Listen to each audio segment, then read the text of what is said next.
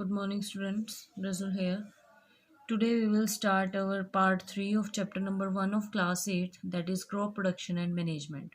In previous videos, we did preparation of soil, plow and leveling, and our second step, that is sowing of seeds, and our third step, adding manures and fertilizers. यहाँ तक हम कर चुके थे. Today we will start our fourth step, that is irrigation the crop.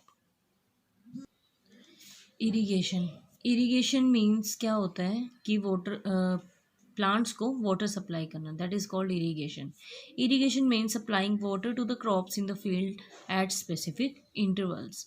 Water is important for crops as हमें पता है कि वाटर जो है वो प्लांट्स के लिए बहुत ज़रूरी होता है. किस चीज़ के लिए? देखो, first is germination of seeds does not take place without water. एक तो जर्मिनेट नहीं कर पाएंगे सीड्स, ठीक है, बिना पानी के.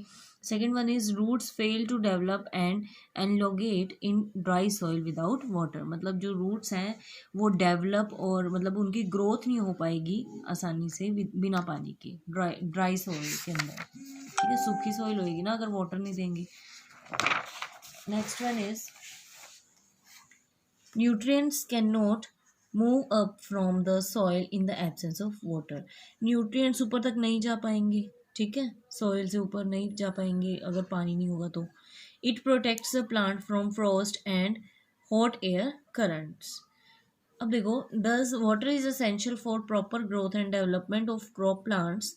Water is absorbed by plants from the soil through the root system. पता ही है कि जो वाटर है वो रूट्स एब्जॉर्ब करती हैं, ठीक है, प्लांट्स की. Along with water minerals are also absorb. अब देखो, वाटर के साथ साथ जो सॉइल के अंदर मिनरल्स प्रेजेंट होते हैं वो भी हमारी रूट्स के अंदर जाते हैं प्लांट्स की, ठीक है. वाटर और मिनरल्स रूट्स में जाते हैं, फिर रूट्स से फिर ऊपर जाते हैं. The time and frequency of irrigation vary with crops, soil and region. मतलब season. The टाइम और फ्रीक्वेंसी जो है इरिगेशन की वो चेंज होती रहती है क्रॉप, सॉइल और सीजन के साथ साथ. फॉर एग्जाम्पल, अगर हम एग्जाम्पल लें, in case of wheat irrigation is required at different stages of plant growth. Standing water is required for in the field in the case of rice, ठीक है. जैसे अलग अलग अगर क्रॉप्स हैं तो उसके लिए अलग अलग तरह से पानी की ज़रूरत होती है उनको. In summer frequency of irrigation is higher due to increase rate of evaporation of water from the soil and the leaves. मतलब क्या है कि समर में इरिगेशन की ज़्यादा ज़रूरत पड़ती है, ठीक है. क्यों? क्योंकि देखो, जितनी ज़्यादा गर्मी होगी उतनी ज़्यादा सनलाइट होगी, और सनलाइट की वजह से आपको पता ही है कि वाटर इवेपोरेट हो जाता है. जितनी ज़्यादा तेज़ धूप होगी उतनी ही ज़्यादा इवेपोरेशन होगी, ठीक है, तो उतनी ही ज़्यादा फिर पानी की ज़रूरत होगी. Sources of irrigation. इरिगेशन के सोर्स क्या हैं? Fields are irrigated with water from ponds, lakes, canals, wells, tube wells, rivers and dams. The water is supplied to the field by different methods depending upon the region to be irrigated. अब देखो, irrigation के methods कौन कौन से हैं? Methods of irrigation, first is traditional method and second is modern method. जो traditional methods हैं वो पहले यूज़ होते थे, ठीक है, पहले यूज़ होते थे ये. पर अब जो यूज़ होने वाले मेथड्स हैं वो है मॉडर्न मेथड्स. ट्रेडिशनल मेथड्स में काफ़ी आ जाते हैं, जैसे मोट हो गया, चेन पंप, ढेकली एंड राहत, ठीक है. अब देखो, ट्रेडिशनल मेथड्स ऑफ इरिगेशन, इसको हम डिटेल से पढ़ेंगे. देखो, इन दिस केस कैटल और ह्यूमन लेबर इज़ यूज्ड. मतलब इसमें ज़्यादा ह्यूमन लेबर, ज़्यादा मेहनत का काम था ये, ठीक है, कैटल का या ह्यूमन का मतलब मेहनत का काम था. Hence these methods are cheaper but less efficient. वैसे तो ये सस्ते होते थे पर एफिशिएंट इसमें लेस थी. The different traditional methods are moat, chain pump, rahat, dhekli etcetera. अब इसमें देखो सारा इसमें डिटेल में ये दिखाया हुआ है पिक्चर में. मौत में क्या होता था? मोट में ये पुली लगा देते थे, ठीक है, पुली के साथ ये बकेट डाल रखी है, लगा रखी है, बांध रखी है इसको, ठीक है. इसको वेल के अंदर ले जाते थे और वो वहाँ से पानी ले आते थे, ठीक है. चेन पंप में देखो यहाँ पे काफ़ी सारी बकेट्स लगाई हुई हैं, वो घूमती थी, ठीक है, बकेट्स अपने आप भरती थी और उसके अंदर पानी जाता था, ठीक है. ढेकली में देखो क्या किया हुआ है, ये वेल से ही पानी निकाल रहे हैं, ये सिस्टम बनाया हुआ है, ठीक है, जिससे कि फील्ड के अंदर पानी जाता था. नेक्स्ट है राहत. राहत में भी ऐसे ही है कि पुल के साथ, उसके बुलक के साथ बांधा हुआ है इसको, ठीक है। जैसे जैसे बुलक जाती थी, चलती थी, भागती थी, वैसे वैसे ही इसके अंदर जो बकेट लगी होती थी वो भरती थी और फिर फील्ड के अंदर जाता था पानी। Next is modern methods of irrigation. आजकल जो मेथड यूज होते हैं that is called modern methods of irrigation. Modern methods of irrigation are aimed at conserving water. At the same time, these methods ensure that water is equally distributed in different parts of a field. अब देखो इसमें और पहले वाले में बहुत फ़र्क है। पहले जो पानी यूज़ होता था वो मतलब वेस्ट जाता था, ठीक है, ज़्यादा पानी वेस्ट जाता था। पर इसमें जो ये मॉडर्न मेथड्स आए हैं ये वाटर कंजर्वेटिंग है, ठीक है, कंजर्व होते हैं इससे वाटर, और एक ही टाइम में फील्ड के अलग अलग पार्ट्स में पानी को पहुंचा दिया जाता है। The two commonly used modern methods are given below. अब देखो इसमें सबसे फर्स्ट मेथड है स्प्रिंकलर सिस्टम। ये सिस्टम आपने अपने स्कूल्स में भी देखा होगा। क्या होता है ये देखो यहाँ पे पिक्चर में भी दिखाया हुआ है। स्प्रिंकलर सिस्टम में क्या होता है, ये कुछ मतलब ऐसा सिस्टम बना दिया जाता है फाउंटेन की तरह कि वो चारों तरफ घूमते हैं पानी, ठीक है, तो सारे मतलब फील्ड में पानी चला जाता है। So in sprinkler system, there are perpendicular pipes with rotating nozzles on the top joined to the main pipeline at regular intervals. ठीक है. A pump is used to allow water to flow under pressure in the main pipeline. From the main pipeline, water enters the perpendicular pipes. मतलब pipeline से जो water है वो pipes में आएगा, ठीक है, और पाइप से फिर escape from the rotating nozzles, nozzles जो हैं उनमें से एस्केप हो जाएगा, ठीक है, और which sprinkle water on the crop, जो कि वाटर को स्प्रिंकल कर देता है। वो घूमती भी हैं तो चारों तरफ पानी आ जाता है। Next is this system is useful on uneven land and in sandy soil where sufficient water is not available. मतलब कि जहाँ पे सफिशिएंट वाटर नहीं होता, सैंडी सॉइल में इसका यूज़ किया जाता है। नेक्स्ट है drip system. This system is very costly but this is very good system because यहाँ पे इस वाले सिस्टम में जो वाटर है वो बहुत ज़्यादा सेव होता है, ठीक है। तो इसमें देखो क्या होता है, in this method water falls drop by drop at the position of the roots. जहाँ पे भी रूट्स होएंगी वहाँ पे ड्रॉप ड्रॉप करके पानी जाएगा, ठीक है, और वो सीधा रूट्स में ही जाएगा, कोई वेस्टेज नहीं होगी पानी की। It is an economical method as water is not wasted at all. इसमें वेस्टेज नहीं होती है पानी की, इसलिए ये जो सिस्टम है वो बहुत अच्छा सिस्टम है, ठीक है। यहाँ पिक्चर में भी दिखाए हुए ड्रिप सिस्टम ऑफ इरिगेशन। ये देखो पाइप्स लगाई हुई हैं, ठीक है, प्लांट्स के साथ साथ पाइप जा रही है। जब वो पानी को छोड़ा जाता है पाइपलाइन से तो क्या होता है, ड्रिप ड्रिप करके वन वन ड्रॉप करके यहाँ पे रूट सीधा रूट्स के अंदर पानी जाता है। मतलब ये इनके इंटरवल्स भी बिल्कुल एग्जैक्ट रखे होते हैं कि वहाँ वहीं पानी जाए, ठीक है, प्लांट्स के रूट्स में। Next is weeding, removal of weeds. आपको बताया भी था वीडिंग क्या होता है कि अनवांटेड जो प्लांट्स होते हैं कई बार क्रॉप में उसको निकालना, ठीक है, that is called weeding. Weeds are unwanted and uncultivated plants that grow along with the crop plant. If you visit a field, you will notice many weeds growing with the crop plants. These weeds are not grown by the farmer. मतलब कि ये अपने आप ही हो जाते हैं, farmer नहीं लगाते इसको। They grow on their own. ठीक है, अपने आप ही हो जाते हैं ये बिना लगाए। Some example of common weeds are amaranthus, chenopodium and wild oat. ये सभी क्या है, इसके एग्जाम्पल है कुछ वीड्स के। Weeds reduce crop yield as they compete with the crops for water, minerals and sunlight. अब देखो क्या होता है, वीड्स अगर ना हम निकालें तो क्या होगा कि जो ये वीड्स हैं ये हमारी क्रॉप को जो मिनरल्स, वाटर, सनलाइट ये सारी चीज़ें मिलनी चाहिए तो वो उनके साथ कम्पीट करने लग जाते हैं, ठीक है। तो मतलब वो खुद लेने की कोशिश करते हैं वाटर, मिनरल्स और सनलाइट को। तो इससे क्या होगा कि जो हमारी क्रॉप है उसको कम मिलनी शुरू हो जाएगी और वीड्स को भी ज़्यादा मिलेगी। तो उससे क्या होगा कि क्रॉप हमारी ख़राब भी हो सकती है। So it is necessary to remove them from the field from time to time. The removal of weeds from a field is called weeding. Weeding can be done by any one of the two following methods. First method is manual removal. इसमें क्या होता है देखो, the weeds are removed और pulled out by hand, हाथ से ही पुल कर दिया जाता है उसको, और by cutting them close to the ground at intervals, या फिर उसको कट कर दिया जाता है। This is done with the help of a trowel, जिसको हम खुरपी भी बोलते हैं, उससे किया जाता है। ये पिक्चर में भी दिखाया हुआ है खुरपी, ट्रॉवल, खुरपी, ठीक है।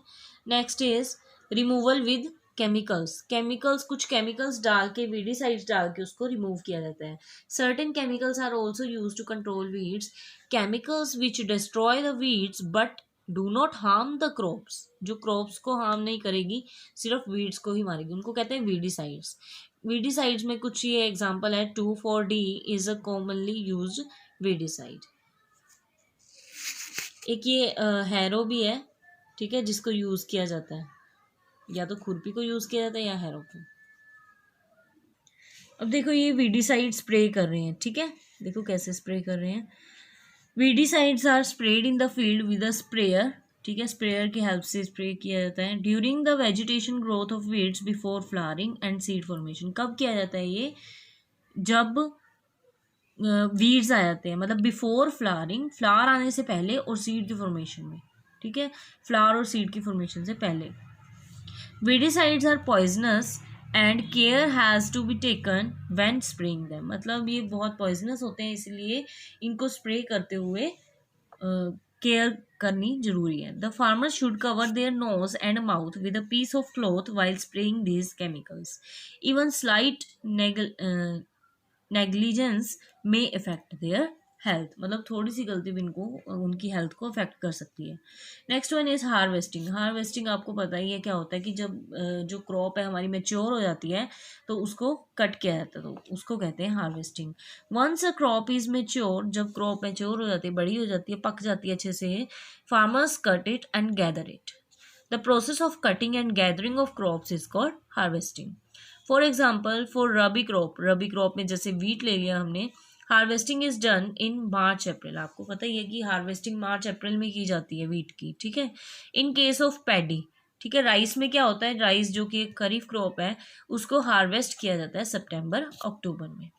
इन harvesting crops are cut close to the ground. In India it is done either manually with a sickle, या तो सिकल के साथ करते हैं हार्वेस्टिंग, या फिर मशीन होती है जिसको हार्वेस्टर बोलते हैं, by a machine called harvester which is attach to a tractor, जो ट्रैक्टर के साथ अटैच की हुई होती है। आजकल वैसे हार्वेस्टर्स का यूज होता है। In case of cereal crops, harvesting is followed by threshing and winnowing. अब देखो हार्वेस्टिंग में ही थ्रेशिंग और विनोइंग है। थ्रेशिंग आपको पता ही है क्या होता है, कि हस्क को ग्रेन से अलग करना, that is called threshing. The process of separating grains from the harvested crop is called threshing. Threshing may be done either, कैसे किया जाता है, manually bye striking the harvested crop against a hard surface, किसी hard surface के ऊपर मार के, ठीक है, जोर से स्ट्राइक करके उसको किया जाता है थ्रेशिंग। या फिर एक मशीन होती है जिसको बोलते हैं थ्रेशर, जो कंबाइन मशीन होती है, उसके अंदर हार्वेस्ट भी साथ साथ होती रहती है और थ्रेशिंग भी, ठीक है। A farm machine called combine is use for both harvesting and threshing, दोनों ही काम एक साथ हो जाते हैं, उधर से हार्वेस्ट भी होते रहते हैं, कटिंग भी होती है क्रॉप्स की, और साथ साथ थ्रेशिंग भी हो जाती है, ठीक है। तो ये कुछ पिक्चर्स दी हुई हैं, ये मैनुअल थ्रेशिंग की है, ठीक है, हार्ड ऑब्जेक्ट के ऊपर मार के जो किया जाता है। उसके बाद ये थ्रेशर है, ठीक है, यहाँ से देख रहे हो आप, हंस उड़ रही है यहाँ से, और ये कंबाइन है। Next is winnowing after threshing. अब देखो उसको ग्रेन्स को अलग करने के बाद, the grains have to be separated from the chaff, chaff से अलग किया जाता है। The process of separating grains from the chaff with the help of wind is called winnowing. In this process the threshed crop is dropped on the ground from a height, height से फेंका जाता है, ठीक है, grains को। तो height से फेंकने पे क्या होता है, कि जो हस्क हैं, जो छोटे छोटे चेफ हैं, वो अलग गिर जाते हैं, हवा में उड़ जाते हैं, और जो हैवी मतलब सीड्स हैं, जो ग्रेन्स हैं, वो हैवी होने के कारण एक जगह इकट्ठी हो जाती हैं। तो इन this process the threshed crop is dropped on the ground from a height, the grains or seeds being heavier fall almost straight down. The chaff being lighter is blown away by the wind. ये देखो picture में दिखाया हुआ है, winnowing में ऊपर से गिरा रहे हैं, तो सीड्स एक तरफ हो रही है और हस्क उड़ रही है। Next one is storage. Crop produce is stored so that it can be made available in different parts of the country throughout the year. अब देखो ये सब करने के बाद क्या है कि उसको स्टोर करना भी ज़रूरी है क्रॉप प्रोडक्शन को, ठीक है। तो उसको स्टोर किया जाता है ताकि मतलब हमारी कंट्री के सभी पार्ट्स तक उस ग्रेन्स को पहुंचाया जाए। Fresh crop produce contain a lot of moisture.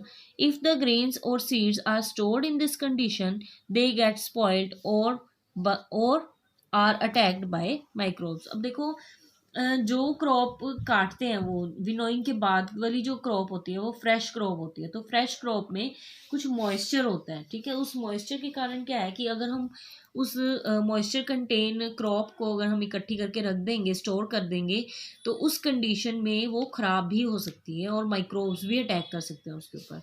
So moisture promotes the growth of bacteria and fungi. You will learn about it, मतलब इसके बारे में हम नेक्स्ट चैप्टर में पढ़ेंगे, माइक्रोब्स कैसे मॉइस्चर जो है वो कैसे प्रमोट करता है ग्रोथ को फंगी और बैक्टीरिया की। Hence before storing the grains और other products they are properly dried in the sun to remove excess moisture. अब देखो ये सब करने के बाद और स्टोर करने से पहले उसको क्या किया जाता है कि सनलाइट में उसको धूप में सुखाया जाता है ताकि जो एक्स्ट्रा जो मॉइस्चर है वो रिमूव हो जाए, ठीक है, और जो क्रॉप है वो खराब होने से बच जाए। During storage food grains also have to be protected from rats, worms and insects. Storage is done in the following two ways. Two ways हैं इसके। First is on a large small scale. Small scale में domestic level पे आ जाता है। Food grains are stored in either jute bags, या तो jute bags में उसको रखा जाता है या फिर small metallic bins में। Often dried neem leaves are put while storing at home। और घरों में भी आपने देखा होगा कि जब हम भी स्टोर करके रखते हैं तो उसके अंदर कुछ नीम की लीव्स या कुछ और डालते हैं ताकि वॉर्म्स वगैरह उसके ऊपर ना लगे। This protects the grains from worms and insects. यहाँ पे पिक्चर में भी दिखाया हुआ है jute bags for storage of grains, jute bags, और एक तरफ सिलियोज दिखाई हुई है। सिलियोज के बारे में अभी हम पढ़ेंगे। On large scale commercial level, ठीक है, लार्ज स्केल पे उसको कैसे किया जाता है store. Food grains are put in gunny bags और सिलोज और ग्रेनरीज, ठीक है, ग्रेन्स को इकट्ठा करके जहाँ पे रखा जाता है ग्रेनरीज में। इनसाइड सिलोज और granaries grains are protected from rats and insect through chemical treatment. कुछ केमिकल ट्रीटमेंट किए जाते हैं जिससे कि रैट और इंसेक्ट वहाँ नहीं आते। तो ये पिक्चर में दिखाया हुआ है silos for storage of grains in granaries. Next is food from animals. A number of food items like milk, egg, meat, honey and fish are obtained from animals. पता ही है हमें। Rearing of animals on a large scale with proper food, shelter and care, उसको क्या बोलते हैं? Animal husbandry. Animals are raised in farms. ठीक है, ये कुछ यहाँ पे प्रोडक्ट्स दिए हुए हैं, ठीक है, food from different animals, meat, fish, milk, honey, egg. So ये हमारा चैप्टर था जो कि हमारा हो चुका है। अब कुछ डेफिनेशंस देख लेते हैं इसकी। First is agriculture. What is agriculture? The branch of science that deals with growing plants and raised live stock for human use. Next is crop. What is crop? Plants of the same kind grown in a field on a large scale. Produce, product obtained from a crop.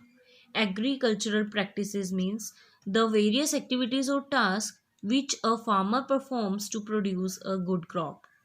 Next one is plowing or tilling, the process of loosening and turning of soil. Sowing, the process of putting the seeds in the soil. Fallowing, the practice of leaving the field uncultivated for one or more seasons. Manuring, the process of adding manure to the soil. And next one is manure, an organic substance obtained from decomposition of plants and animal waste. Next one is fertilizer, chemical substance rich in a particular nutrient. Next is crop rotation, the practice of growing different crops in different seasons in rotation so that the soil is not depleted of its nutrients. Irrigation, supplying water to the crops in the fields at specific intervals. What is weeds? Unwanted and uncultivated plants that grow along with the crop plants. Weeding, the removal of weeds from a field. Weedicides, chemicals which destroy the weeds but do not harm the crop. Harvesting, the process of cutting and gathering the crop. Threshing, the process of separating grains from the harvested crops. Winnowing, the process of separating grains from the chaff with the help of wind. And animal husbandry, rearing of animals on a large scale with proper food, shelter and care.